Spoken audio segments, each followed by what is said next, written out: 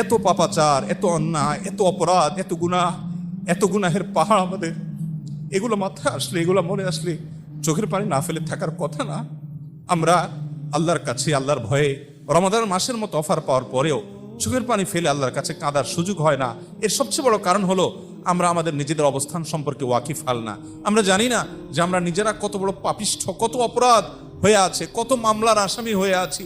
আল্লাহর কাঠগড়ায় আমার বিরুদ্ধে কত শত কত সহস্র মামলা জানে উঠবে, সেদিন কোনো রক্ষাকারী কেউ থাকবে না। দুনিয়াতে সুযোগ আছে সেই মামলাগুলোকে ডিসমিস করে যাওয়ার। অনেক হতভাগা আছে, অনেক হতভাগা আছে।